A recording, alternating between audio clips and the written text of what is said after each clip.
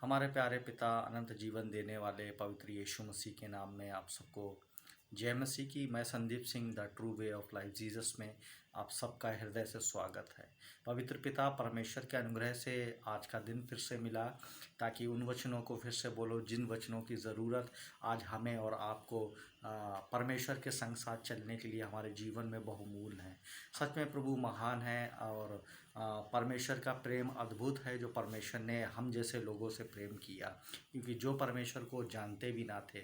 मेरे भाइयों मेरे बहनों, भजन संहिता 113 का जो 7वां वचन वो परमेश्वर का कुछ ऐसा हमें बताता है कि परमेश्वर इतना अनुग्रहकारी है कि वह कंगालों को मिट्टी से और दरिद्र लोगों को घूरे पर से उठा करके अपने प्रधानों के संग बैठाने वाला प्रभु है। बताते हैं वो प्रधानों के संग नहीं वरन अपनी प्रजा के प्रधानों के संग बैठाने वाला प्रभु है। तो मिट्टी से उठाने से और घूरे से उठाने का तात्पर्य दरिद्र लोगों का क्या है मेरे भाई मेरे बहनों? ये कहीं ना कहीं परमेश्वर की उस ओर के लिए फोकस करता है जिसको हम लोग आज परमेश्वर का अभिषेक जानते हैं। हमने देखा होगा कई पास्टर्स हैं प्रभु के पीछे चलने वाले, कई ऐसे अगुए हैं, अस्वस्थ अगुए हैं, अनुनायी लोग हैं, प्रेरित लोग हैं जो परमेश्वर के अनुग्रह से हाथ रखते ही हीलिंग को लोग पाते हैं, चंगाइयाँ प्राप्त करते, दुष्ट आत्माओं पर अधिकार है। और परमेश्वर ने बाइबल बताती है कि परमेश्वर ने दो दो चेले कह के परमेश्वर ने अपने चेलों को अलग अलग जगह जब भेजा, तो हम बाइबल ऐसा करके बताती कि परमेश्वर ने उन अपने चेलों को दुष्ट आत्माओं पे अधिकार दिया कि वो दुष्ट आत्माओं को निकालें, बीमारों को चंगा करें और सुसमाचार प्रचार करते रहें।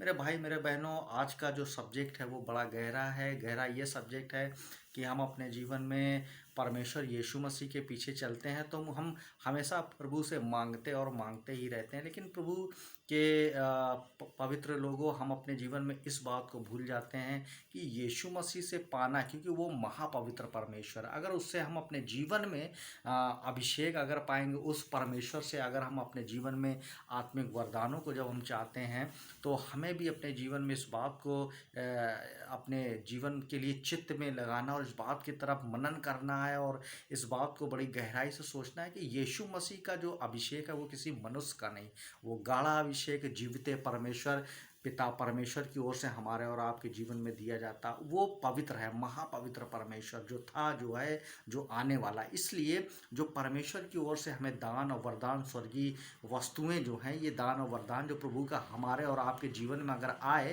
तो हमें ये चित्र रखना, हमको भी उसी शुद्धता के साथ परमेश्वर के सम्मुख पवित्रता के साथ परमेश्वर की आज्ञाओं को मानते हुए ईमानदारी से परमेश्वर के पीछे चलना है, आज्ञाओं को, व्यवस्थाओं पे और परमेश्वर की वचनों पे चलते हुए अति प्रसन्नता के साथ प्रभु के साथ में रहना है। तभी हम परमेश्वर के उस गाढ़े अभिषेक को प्राप्त कर पाएंगे। एक छोटा सा उदाहरण मैं देना चाहता हूँ, ये कहीं और से नहीं है, बाइबल हम पढ़ते हैं, बाइबल से ही उदाहरण है। परमेश्वर का वचन ऐसा करके बताता है कि परमेश्वर ने जब इजराइलियों ने मांग की कि हमारे लिए एक राजा, हे परमेश्वर हमारे लिए एक राजा नियुक्त कर, तब परमेश्वर ऐसा बताते हैं कि परमेश्वर मन में उनको इन बातों को सोच करके पछताया, लेकिन प्रभु ने बोला ठीक, अगर ये मांग करते हैं तो मैं इनके लिए एक राजा। तो परमेश्वर का वचन कहता है परमेश्वर ने सैमुअल जो नबी थे, सैमुअल उनके द्वारा परमेश्वर ने एक व्यक्ति जिसका साउल के नाम से हम और आप जानते हैं, उसका अभिषेक कराया परमेश्वर ने सैमुअल जो थे भविष्यवक्ता उनके द्वारा। फिर हम पाते हैं ऐसा है कि परमेश्वर ने एक जगह उनको आज्ञा दी साउल को कि तुम जाना और जा करके इन लोगों को क्या छोटे क्या बड़े क्या बुजुर्ग क्या जवान सारे जीव जंतुओं यहाँ तक कि जानवरों तक का घात करने के लिए। तो वहाँ पर सैमुअल ने कहते हैं साउल ने क्या किया, परमेश्वर की आज्ञा मानी तो, लेकिन उसने 50% 50% परमेश्वर की आज्ञा को माना और कुछ उसमें से अच्छे जो जानवर थे उनको रख छोड़ा और वहाँ का जो राजा था उसको भी रख छोड़ा। इस बात को लेके कि परमेश्वर मतलब पछताते हैं, परमेश्वर सैमुअल से ऐसा बोलते हैं कि मैं पछताता हूँ इसको राजा बना के। और हम आगे पाते हैं परमेश्वर ने ऐसा क्यों बोला, और हम ऐसा पाते हैं कि परमेश्वर की आत्मा आती थी और वो आत्मा उतर करके साउल के जीवन में जैसा प्रभु चाहता था पवित्र आत्मा वैसा काम करा के फिर पवित्र आत्मा उड़ जाती थी। ये पुराने नियम में था मेरे भाई मेरे बहनों। तो अगर हम पवित्र आत्मा को शोकित करेंगे तो पुराने नियम में था, पवित्र आत्मा अपनी परमेश्वर की इच्छा से आता था और अपना कार्य करके फिर उठा लिया जाता था। लेकिन नए नियम में हम आए जब अनुग्रह के समय में, तो यीशु मसीह ने पवित्र आत्मा पिता से विनती करके पता का आत्मा, स्वयं का आत्मा हमारे आपके जीवन में दिया। हम पाते हैं पुराने नियम में, आपने सुना होगा सिमसोन के बारे में।